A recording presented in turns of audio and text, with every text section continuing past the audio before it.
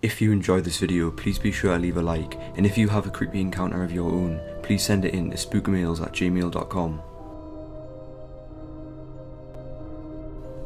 So this happened in late 2014. I, being a teenage girl, was looking in a pharmacy, sniffing different perfume and looking at cheap makeup. As I was leaving the store to head back to the grocery store, which was a few stores down the road, to meet my mom, a man looking about 35 to 40 years old walked up to me and started talking to me. He said his name was Michael. He asked me if I had a boyfriend and I said yes. He then said he would be a better boyfriend than my boyfriend ever would be. I told him I had to go, and that's when he grabbed my arm, pulled me in and licked the side of my cheek. I screamed as loud as I could and he let go of me and bottled away. I found my mom and we contacted the police. It turns out this man had escaped from a mental institution a few streets away and was on the sex offenders list. Creepy face licker. Let's not meet again. This story takes place in 1977. The cast of characters include my mother, my dad, my brother, and of course, the serial killer. My brother was little at the time and had been at a friend's house. I don't remember what the occasion was, but my parents were picking him up. It was late at night, winter. My parents pick my brother up, load him into the car, and start driving home. As they are leaving the neighbourhood to get to the main road, they see a man come out of the woods with a shotgun and get into his van on the side of the road. Now, the area that I grew up in was suburban, but the folks can be rather redneck. Seeing someone come out of the woods with a shotgun is worrisome, but usually just means it was a poacher. Dad just keeps driving. The man gets into his car and follows my parents onto the main road. Still nothing to be worried about. They make a few turns on the way home, and it becomes increasingly obvious that the van was following them. They pull into the housing plan we lived in, which was mostly new construction. The van pulls into the plan behind them. At the time, our house was the only finished, occupied house on our little cul-de-sac. The street lights hadn't even been turned on yet. Pitch black, winter, cold, isolated. The van pulls into our driveway behind my dad. Dad gets out of the car, sends mom and brother into the house and tells them to lock the door. He waits till they get inside, then he walks up to the van, stands at the nose of the car and just stares at the man inside. Waits. No questions, no bravado, no nothing. He just stands there and waits, intimidatingly. Now what you need to know about my father, at that time, he had a full ride scholarship for football in college, dropped out and decided that it would be fun to join the military and volunteer to go into Vietnam instead, because he was quote unquote bored. Spent a year on some godforsaken little island at a ranger camp. He is an intimidating man, and always has been. Without being overly tall or large, he has presence. You just don't want to fuck with him. He is now much older and somewhat overweight, but in 1977 he must have been something, because without any words being exchanged, the man put his van into reverse and just drove away. The story doesn't end there though. The next morning it was all over the news. A man had been murdered the night before, in the housing plan my parents picked my brother up from. Just a street away, a man had been shot through his living room window with a shotgun, died on the floor whilst his wife tried to flee, kids asleep upstairs. The wife leads the man through the woods on a chase. They find her body a few hours later in the woods, the same area where my family saw the man come out. Turns out it was Edward Surratt, serial killer. Back in 1999, I was at second grade and was coming home from school alone for the first time. I had a bit overprotective parents since I only lived about a block away from my school. I was stopped by an elderly woman who said she had something to tell me. She said she had no husband, had lost her son years ago and just wanted to give me a hug. Something about this woman got me the creeps, and now later thinking, she did act, talk and look really weird, almost like she was a man dressed in old woman's clothes, but this could just be my then juvenile imagination playing around. After asking me for a hug, she reached her hands towards me in the motion of one waiting for a hug. I took off and ran as fast as I could all the way home. As I ran, I think I heard her laughing really loud with a really low manly tone. When I got home, I told my mom about this, but she wasn't worried at all and told me that she was probably just an old lonely woman who needed a hug. Here in Finland we have this magazine called Alibi, which has the most recent news about burglaries, thefts, murders, rapes, etc. and for a reason an 8-year-old like me was not allowed anywhere near this kind of magazine. But a few weeks after that incident with the old woman, I did get my hands on one of those magazines, which was a brand new one. I read about an incident that happened in my area where I lived in. It was about a boy, my age, last seen by his friends, hugging an old woman and walking somewhere with her to never be seen again. The case is still unsolved today. I think I have escaped being kidnapped and or murdered or something. I still remember this today, 15 years later, and it still gives me the shivers. Alright, so this isn't paranormal. There are no demons, or ghosts or women with oranges in this. It's just a really weird thing going on with a weird kid in my weird apartment building that has continued to freak me out to a ridiculous point. So, I live in this apartment complex in Parksville, British Columbia. It's a small town on Vancouver Island. The building is fairly nice, mostly families and older people. I'm probably the youngest person living here on their own. So each floor has 4 apartments. Mine is in the back of the building on the 2nd floor. As the title suggests, this has to do with my peephole. I noticed pretty early on that the peepholes in this building were crazy wide angle, like when you look through it you can see pretty much the entire floor. Call me paranoid, but anytime I go out of the kitchen to get a drink at night, I always look through the peephole. I don't know, I guess it just makes me feel more aware of what's going on. Just in case there's an evil ghost murderer with oranges waiting for me, I'll have a heads up. The people who live directly across from me is a middle-aged guy and his wife. I'm not sure who lives next to me, but the apartment next to the middle-aged guy is a woman and her little girl. I'm bad at judging ages, but I'd guess around 10 years old. So one night I look through my peephole, and to my surprise, the little girl is standing outside of her door, just standing there with her back to it, in a nightgown type thing. I find it really weird, considering it was about 2 AM, but there she was, just standing there. I half considered opening the door and asking if she was okay, but then she opened the door and went back into her apartment. After that, I checked the peephole more frequently, and soon enough, a few days later, the same thing. It was a little earlier, I think around 12:30, but she was just standing outside her door, plain as could be. She looked around a bit and then went back in. The very next day, I look out my peephole and she's standing in front of my fucking door. Not like up against it.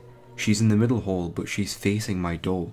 It scared the shit out of me, so I'm just standing there watching this creepy little kid in front of my door at something like 2 in the morning. Then she went back into her apartment.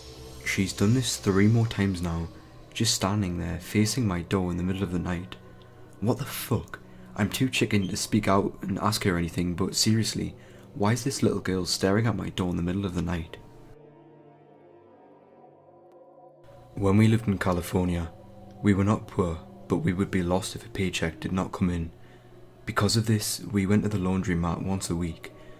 Remembering back on it, it seems like a place where you could film a B-rate slasher film, but that was not my concern.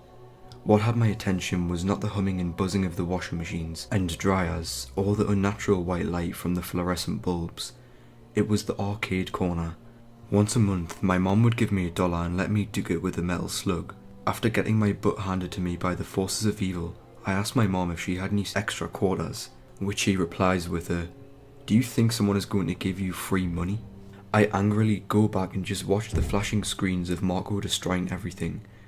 Shortly, a man shows up. I remember him clearly because he was wearing an old army BDU jacket and was well built, but had eyeliner and hoop earrings. The whole time, he had this menacing grin that almost rivaled that of the Joker's. I avoided eye contact and repeated in my head, "Stranger danger," several times. He then whispered to me, "Want another quarter?" At that moment, my head turned to him and, "Yes please," came out before I could respond. I started destroying evil, and when I would die he would put in another quarter. He put his hand on my shoulder and started massaging it. Before anything else escalated, my mother saw the man groping my shoulder and immediately dragged me by the ear, saying I forgot to take out the crayons from my pockets and they ruined a pair of jeans. I guess she didn't want me to cause a scene since we were the only people with Sergeant Drag. I've never been a girl who has scared easily. I routinely watch crime shows, horror movies, etc. However, a night in March 2005 changed all of that for me. I was attending college for music in 2005 and had recently seen one of my favourite violinists. Inspired, I had asked a pianist friend to accompany me while I played a piece. Looking back, it wasn't smart on our part to go at night to the college's music practice rooms, which are nearly soundproof and separated from the rest of the building. I figured since it was across the street from the campus police HQ, we would be okay. Was I ever wrong? My friend and I are in a practice room for about 15 minutes when she looks at me and says, "Don't freak out, but there's a guy with a mask on behind you." Now, this is college. There are plenty of people doing stupid stuff there. When I turned around, I realised this was something much more sinister. There, crouched on the other side of the practice room's glass door, is a thin guy, about 5'7", 5'8", wearing a blonde curly wig, the Groucho Marx glasses nose combo thing, a hideous shirt, just a personal judgment, and the creepiest smile ever. That's right, no pants or underwear, just his small penis out. When I turn around, he waves and then enters this tiny practice room. My friend and I try to remain calm because we honestly don't know what to do. Then this guy tries to strike up small talk with us and mentioned he heard me talking about my favourite violinist. Apparently he's been standing outside the practice room the entire time. He knows our names, where I had gone that day, where our hometown is, my guy problem at the time, etc. As soon as possible, my friend and I booted out of there. He was blocking the door most of the time, so we were really scared. As we are leaving, he says, "Let's do it again." My name. Of course we go to campus PD immediately and they think it's all pretty funny. The next day I'm sitting in choir when the dean comes in and says, "Hey, a friend of your cousin stopped by today. He said he wanted to give you some CDs of my favourite violinist. He asked for the girl who plays violin with your first name, so I assumed it was you." I tell him what happened and he's furious because the campus security didn't do anything. That's when the stalking began. He soon was clever enough not to go by the music office again, but my dorm neighbours would tell me a guy was looking for me to give me some kind of a gift. One time a stack of CDs from various violinists were sitting in my assigned seat for the choir. Another time they were outside my door. All the while the campus security doing nothing. Some people even suggested I should enjoy the attention. Things died down when I finally moved off campus and stopped altogether when I moved away from college town. Until 2 years ago when I moved back to the same town. The first week back, I received a direct message on Twitter saying, "Glad you're back in city name. I've missed you. Let's get together and listen to violinist name." I reported it to the real police who haven't caught the person to my knowledge. All they knew was the address came from somewhere other than my city. Part of me is still wanting for the knock on the door or a present left at my work or home. Due to illness on both sides of my family, I have always lived with either my grandmother or her daughter, my aunt. There have always been several times before my grandmother's passing that my aunt had lived with us to take care of her and help her around the house. I must have been around 6 or 7 and my aunt was living with us along with her daughter, who was 3 years older than me. I don't fully remember the layout of the house, but I know that I eventually ended up in a room that had to be walked through to get to the bathroom. At the time, my aunt had been in a pretty serious long-term relationship with a guy whose last name was Waters, and he'd come over pretty frequently. I remember him being well liked. One night I believe I was playing a video game in our living room when I heard a lot of commotion coming from the stairs that led to the second floor. So what had happened was that Waters was caught by my grandfather in my room.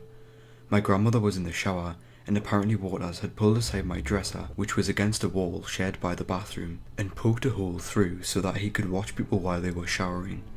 My grandfather caught him and literally threw him down the steps, and I never saw him again, but there's no telling how long this was going on and who all he was watching. A few years ago, I went to London, England, to attend college, and during the time that I stayed there, I had made friends, gotten a job as a bartender, and you know, the works. Just a typical college student. One day, one of my co-workers and dear friend Gina decides to have a few people at her place after work. Her house was within walking distance of the bar we worked in, so we all decided to make a night out of it. At around 2 AM or so, I thought it was about time to go home, and let me make it clear that I was not drunk. I was however exhausted since I had been working a 12-hour shift. I called the cab company that I normally call and requested a cab to pick me up at the bar and drive me back to my dorm. No problem, they'll be here in about 5-10 minutes. I walk to the bar and wait in the front for the cab to show up. The cab pulls up in front of me and calls over, "You waiting for the cab?" "Yes, thank you," and I hop in. My dorm is maybe a 5 to 7 minute drive away. No big deal, would only cost me around £5 to get back. The whole way home though, this cab driver is putting his hands all over me. I usually just joke around with cab drivers so as to avoid an awkward car drive, and it's always harmless. But anytime I laughed and lifted my hands, he would try and hold my hand. Every so often, he would try and put his hand on my thigh, in which I would remove it and move slightly more towards the door. At that moment, I get a phone call. "Hello? Hi, this is Tony. I'm here to pick you up." Around that time, there seemed to be what it looked like at least a big issue with unmarked cabs picking up young women, raping them and leaving them. There were commercials about it. There were ads about it at bus stops. Needless to say, it was definitely something to be looked out for. So when I got that phone call, my heart dropped. I've already been picked up. I looked at the driver, and the whole time, the driver is asking me to, "Give me the phone, let me talk to him. Give me the phone, let me talk to him. Give me the phone, let me talk to him." Luckily, the real cab driver on the phone was very kind and told me to listen to him carefully. If he takes me anywhere, to call him. I have his number now. What he was an unmarked cab. Recently, I guess, some people were able to obtain fake marks for their cab, or something like that. Bear with me, this was quite a while ago, to make it appear like it was actually a marked cab. Either way, this guy was an unmarked cab, and he had just stolen someone's cab fare. I ended up being dropped off at my dorm. The driver asked me, how much do they usually charge? I said, £2. He drove off without so much as a goodbye, never to be heard from again. I grew up in a city in Pakistan, and I would pretty much tag along everywhere with my dad. There was this one big grocery store that we would always go to, and usually I'd just go to the candy aisle when he was picking up the boring stuff. I must have been around 11 then, but there was this guy who used to work there. I'm guessing late 20s, and every time I would come into the store, I'd notice him staring at me and then following me around the aisles. At first, I ignored it, but then he started accidentally brushing past me. So the next few times, I just stuck with my dad, but this guy would literally follow us around and wait till my dad got busy and I was alone. Anytime that we made eye contact, this guy would give me this weird smile. I still get the creeps when I think about it, and he'd sing songs, increasing his volume when I refused to make eye contact with him. This kept going on for a while, until I stopped going to that store unless I absolutely had to. One day I was reluctantly dragged there by my dad, and while we were there, he met some friends of his, and they were chatting etc. So he told me to grab some dal, chickpeas, from the aisle and meet him at the counter. The minute I got to the aisle, the creepy man was there and he was smiling in that way again. I said nothing and quickly grabbed the packet, but he was just standing in my way. The aisles of the store were tiny, so I couldn't get out, and then he goes, "Mohe choti larkayan bahut achi lagti hain," which translates to, "I really like young girls." And he started singing a song again. I just stood there frozen, and then he pinched my back and left the aisle whistling. Back in the 60s, my dad worked as a guard at a prison near Miami. He described his most memorable experience to me recently. He says that there was one prisoner who was a lot like a younger Hannibal Lecter, very calm but very menacing.